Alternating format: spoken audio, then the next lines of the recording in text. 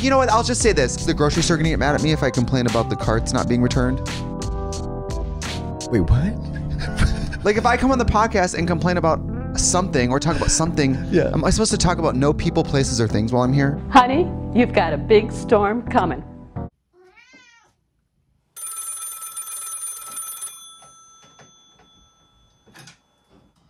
House of Knitting phone. Oh, hi, Casey. How's the weather out in Arkansas? Good, good. I'm glad to hear that. Yes, I am still working on my bougie sweatshirt. You know, I did want to ask, am I disqualified from the prize if I use mohair? Okay, well, I will talk to you then. All right, bye, Casey. Hello everyone, how are you today? I hope that you're having a really good day so far. I had to hold Shippy hostage on my lap for a moment because I thought she was getting into the litter box. Enough said there. And my name's Taylor. I come to you from Baltimore City, Maryland. And here on my YouTube channel, I feature content that is generally focused on knitting and spinning. I do like to talk about whatever it is I've gotten into in recent weeks. And I'm feeling a little overwhelmed. I have pulled multiple sweater quantities out of my dresser and fixated on which ones I'm going to cast on next. I have multiple skeins of my favorite base from Green Mountain Spinnery. It is their Lana yarn, and I have this left over. It's very pretty olive green and blue blended with black, and these three well, they were white, and then I over dyed them with a natural dye bath of avocado pits and skins. It came out kind of greenish. Actually, I don't really remember exactly what I over dyed them with, but now they've faded to a very pretty and soft kind of, it looks much warmer here in this lighting, but this is natural window lighting, but yeah, they're just kind of a cream, very pretty cream. And I have 3 skeins of those, 3 skeins. I would like to do a color work, kind of like a yoke sweater, like a fingering weight color work yoke sweater. And then, or color work of some sort, I don't know. And then I've had these skeins all pulled out for the longest time. Some stuff I have to put back from older projects. I have new nifty gifties that I got in the mail, and I have drawers and drawers of yarn I've been looking at. I was thinking of also casting on with this gorgeous yarn from Crooked Fence Farm. I know I have a skeined up all of this. Where did I put it? I don't know where it is. Anyway, I can't even keep track of all my yarn. But this is another gorgeous DK weight yarn that I've been wanting to knit a cable or like lace cardigan with. Something really, you know, pretty, sort of casual, but mildly feminine. I don't know. I have 2 skeins of this lovely DK weight long wool, 5 skeins of this gorgeous, again, Lana yarn. I know what I like. I know what I like. And I don't know when I'm ever gonna knit 5 skeins of fingering weight into a project, but I'm ready for it. And of course I have another sweater quantity of Shelter. These skeins I've been knitting into a project, so I need to pull those out. Normally I keep all in one place, everything that I'm working on, all of the extra skeins in this basket here. So I really need to start cleaning things up around here. It is a total disaster. And I just got a lot going on right now. I'm so overwhelmed, but you wouldn't know it because I pushed everything out of frame. It is very much a mess in here, and I do need to clean that up today. I might take you along with me in that process, but we'll see. I might not get around to it. All of that said, I have quite a few things going on right now. I'm gonna start with my little bit of a review of my bougie sweater. I might let Shippy down if she wants to go. This is a project I've been working on for the last couple of weeks, And I'm almost finished with the yoke. I think that the fabric is lovely. You can see, you know, I haven't joined the underarm, so it's really not as big as it looks because I'm not even done with the yoke. But anyway, I love the open neckline. That is my favorite thing to kind of wear, something that's not a boat neck, but it's nice and open around the neck. I'm going to have a very narrow collar to this one. And yeah, I don't know. It's just a little bit of a little pendant on the chest. I'll stand up and give you a close-up of this motif we got going on. You know, I don't actually hate it. I think it's kind of nice. I just feel like, I don't know, like, is it necessary? Absolutely not. Could you knit this pattern without any motif at all and just enjoy a simple plain raglan? Absolutely. So that's kind of why I'm making this. A lot of people ask me about the modifications I made to my favorite sweater. And so I just wanted to put out a pattern that's like my favorite fitting raglan pullover. And that's exactly what this is. But I decided to add a cable motif to make it, you know, something different than every other raglan out there. And so it's completely optional. If you want to omit the motif, you can. If you want to work it, you can. If you want to work some other motif, I'm sure you could fit that in there instead. But I have really been enjoying knitting this so far. I'm almost done with the row by row instructions for the knitting chart for the cable knitting. And one day it will be a pattern that I will need testers for. If you are so inclined to knit a DK raglan top-down pullover, then think about that. This is really what I've been spending the most of my time on this week. I've also continued to knit on Andrea Mowry's Shift Cowl. Is it the Shift Cowl? I never take the time to look up the actual name. She's such an iconic designer, and her designs themselves are so iconic. I feel like they don't even really need like detailed explanation. I'm sure you all know what they are. This is the progress I've made on her. I think I'm at the point now where I'm finally decreasing. Yep, I'm finally decreasing to mirror this flat edge here. And I guess I'm about halfway done. So one day soon, I'm gonna knit all the way around and have a flat edge that measures the same length as this one, and then it'll be stitched together. So this is kind of roughly how it looks right now. And I love it so much. I think that I might steam block this for you to show you a little bit about that. Claudia did reach out to me through my forum. If you have any questions for me, you can look down in the description box and leave a question down below that I will answer. She wanted to know why I would steam block over like wet blocking and which instances, like would I do one or the other or whatever. And I'll be honest with you, I steam block literally everything that I'm knitting as I'm knitting it.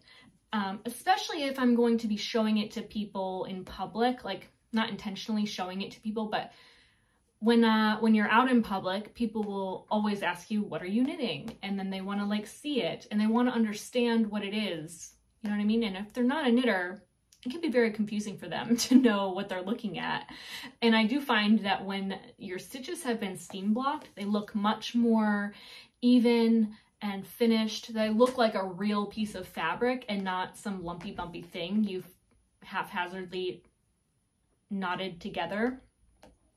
And I feel like a steam blocked fabric is a little bit more impressive to people, especially the non-knitters, because they don't understand what it takes to generate a piece of fabric from string. So I steam block everything, and I steam block it without question. Now, granted, I do not really use synthetic fibers, like ever. And I think if I were to use a nylon blend, I don't know what the melting temperature of nylon is. I would probably look that up first before like steam blocking it, because I do use heat. like high heat. I very much like to steam block. If I'm ever working lace, which is infrequently, I will definitely steam block lace to really kind of just shape it a little bit, make it look more nice and even and like semi-blocked.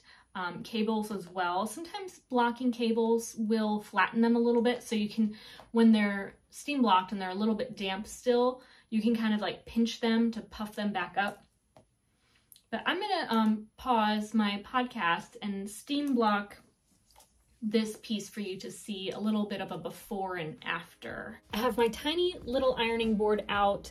I have a very small amount of water left in my iron, but just enough to get this job done. I do push it all the way up to the linen setting only because that's where you get the most steam. And I don't hold my iron on my knitting for very long at all, so I'm not that concerned about that. But you see this rolling that's happening here? That should go away once I've steam blocked it. So I'm gonna get the steam going a little bit.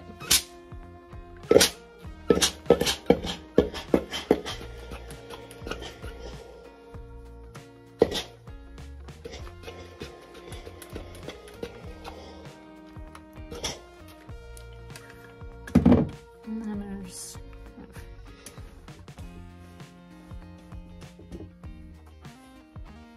stretch it.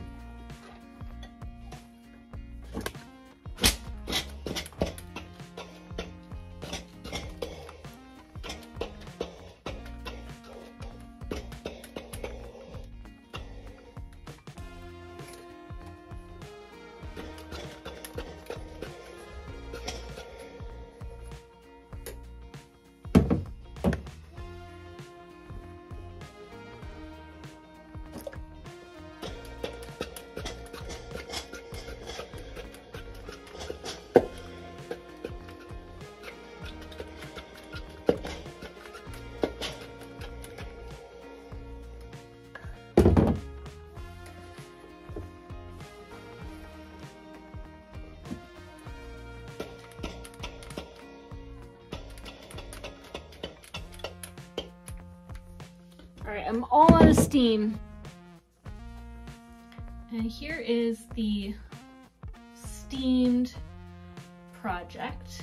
You can see it's much more even looking. It looks much more finished. And the stitches have just kind of settled into place a little bit better. The edges aren't curling quite as much. You can see a little bit better the shape of this piece of fabric now. And you can just see the stitches so much easier now that it's a little bit flat. I could have steam blocked it just a little bit more. I did run out of steam, so you can really like go at it. I really have never had an issue steam blocking anything that I knit, but again, I do use natural fibers that are more resilient to high heat than a synthetic or acrylic blend, so do be careful with that. I do wet block everything. I'm not an aggressive blocker.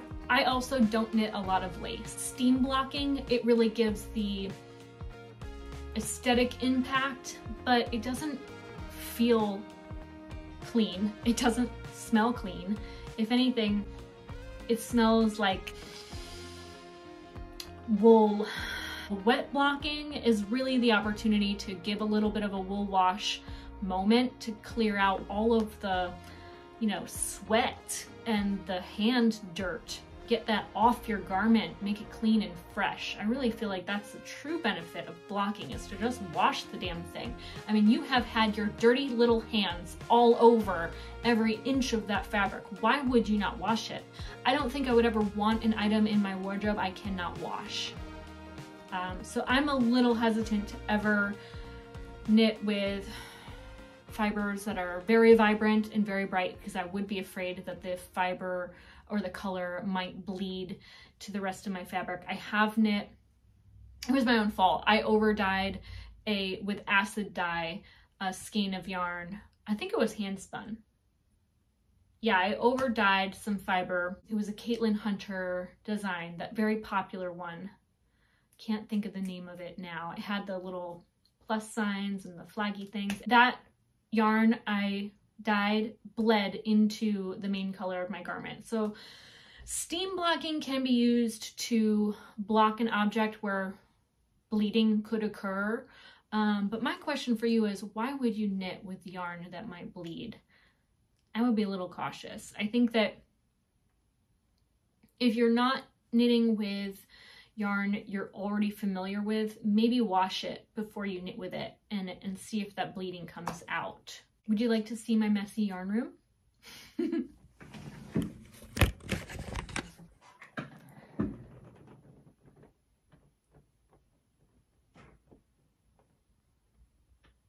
This is the little phone holder I've been using to hold my camera up while I'm recording. That's my little makeup mirror I use to get glam, and I just leave it on to try to brighten the room a little bit. We live in a row house, so there's not a lot of natural light except for the few windows on both ends. I'm lucky to have a window in this tiny little room to give some natural light, but it's not a whole lot when we're very overcast in the winter. And over here, you can see I've been kind of dumping a ton of stuff. I'm thinking about casting on a new sweater with this Green Mountain Spinnery DK weight yarn. It's an organic New Mexico DK weight. And then I have just all kinds of things over here. A big old mess. Yarns that I've picked out to cast on eventually, but never really found a project for.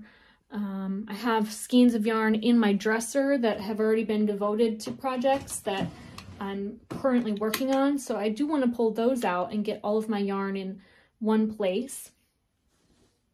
And I just have like many different sweater quantities that I never really get the chance to admire. So I'm really, and then, you know, you can see I pulled a lot out. I also have 5 whole skeins of that Lana yarn, that same base. I have 9 skeins of the same yarn in total, different colors. But this is just such a gorgeous spin. I really do want to knit something with this sooner than later. I don't know what would take 5 whole skeins of fingering weight yarn, but I'm ready. I'm ready for whatever that is.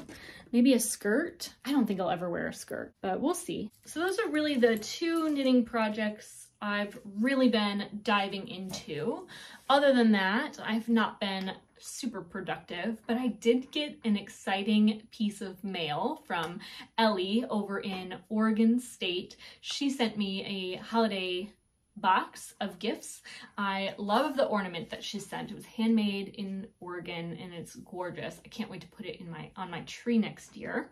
And she sent me 2 skeins. Well, she sent me a ton of things, which I'm not going to go into all of it because there's so much.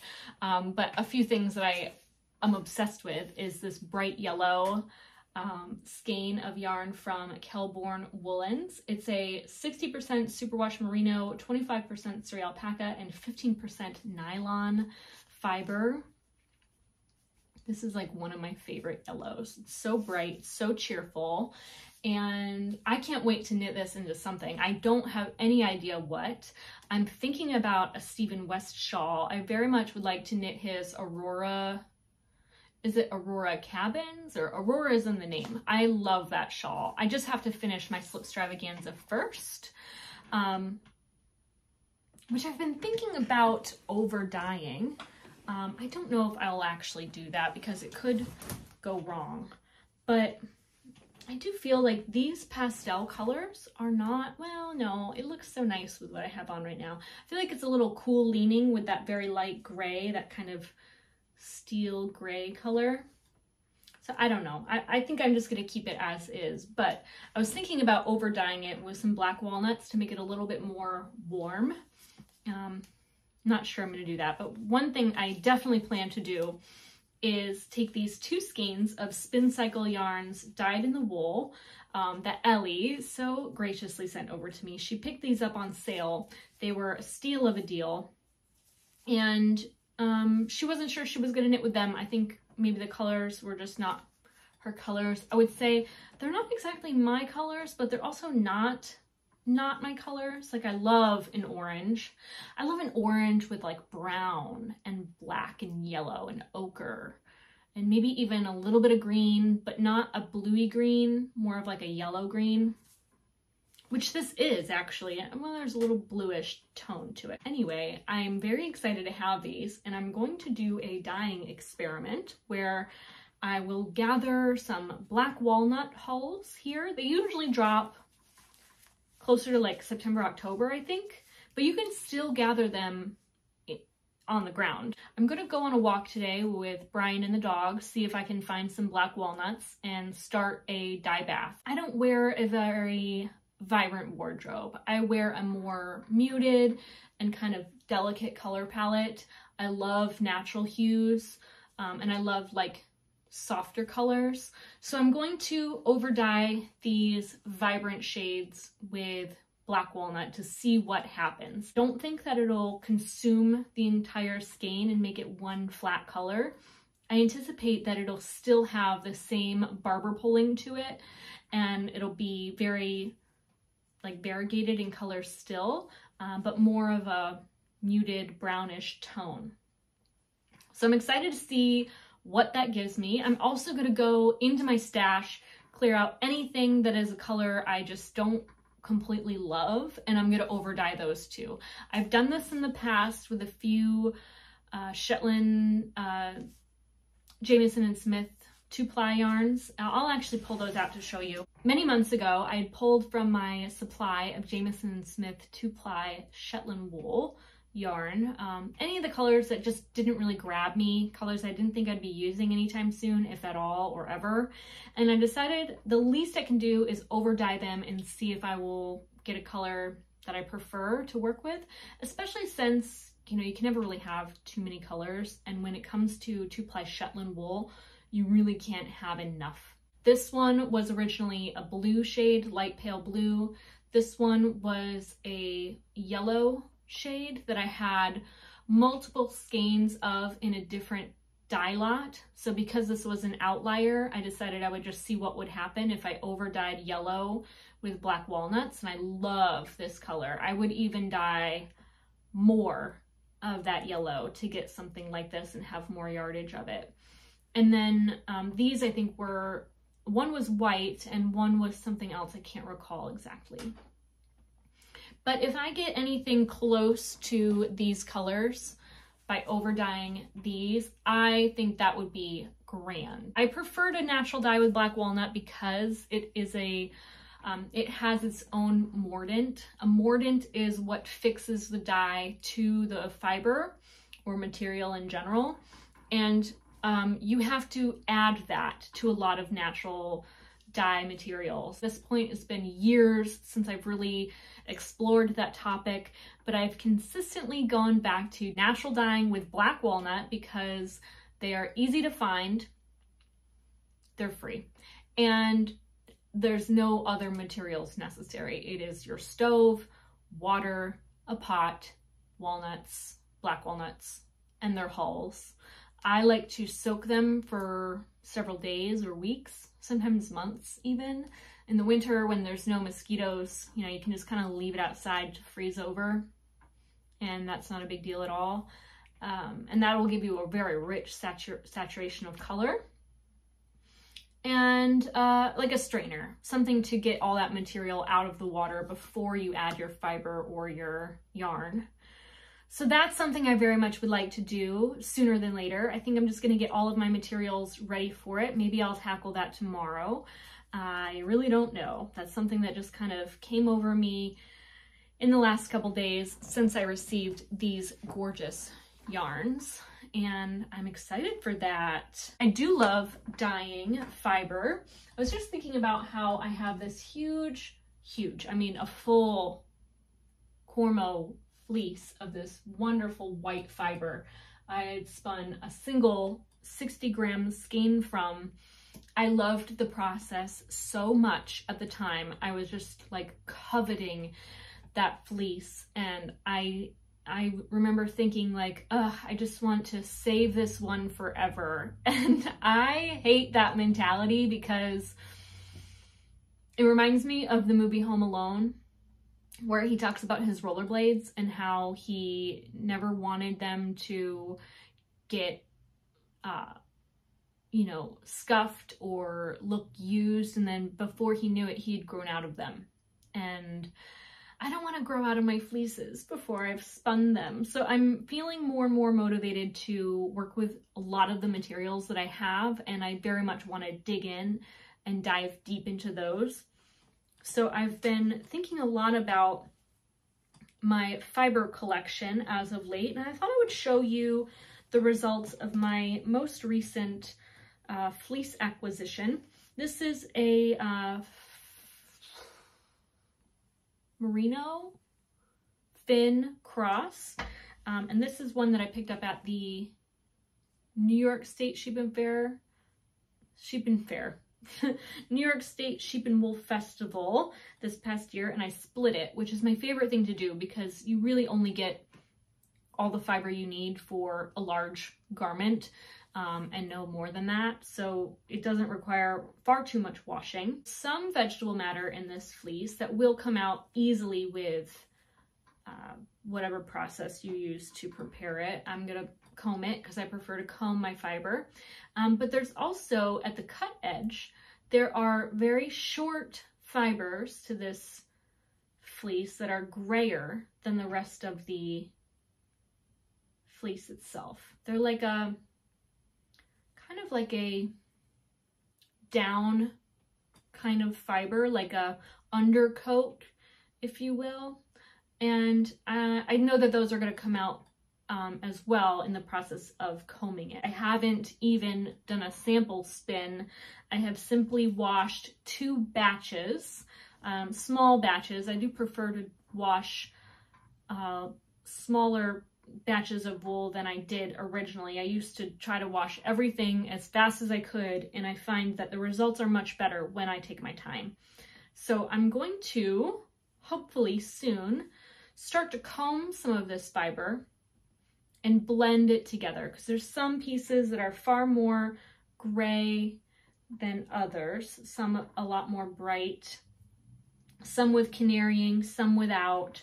So I'm hoping that the more I blend it together, the more cohesive the fiber will look. I'm also thinking, because this is a nice long staple, but it's not the longest staple, it's not a dramatically long staple, I'm thinking I might first comb it out, and then to better blend the color and get a really hyper blended look, I'm thinking I'm going to put it on my drum carder and then spinning that one way or another. I really don't know, but I just have so much around me that I want to do that I'm overwhelmed. I don't even know where to start. Whenever I feel that way, I tend to start with organizing and cleaning, and then all of my creativity and passion has kind of been washed away.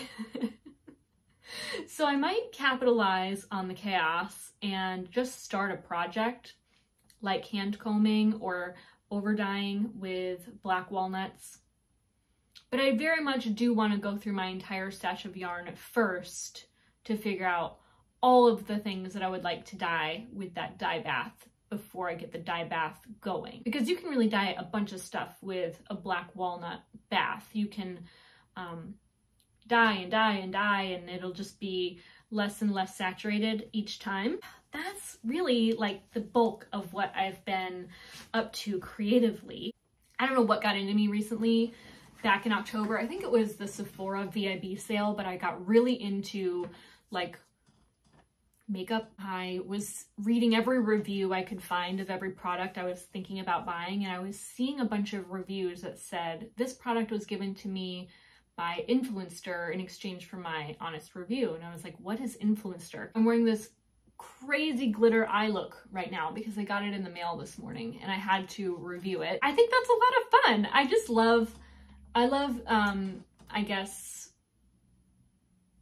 the internet. I don't know. The internet can be a fun place when we all share our ideas and the things that we enjoy and love. So if you're ever wondering what I wear or use, you can always find me on the Influenster app. I will leave a link below to join Influenster if you wish to. Of course, like, they're not sponsoring this or anything. It's just a way of getting free products.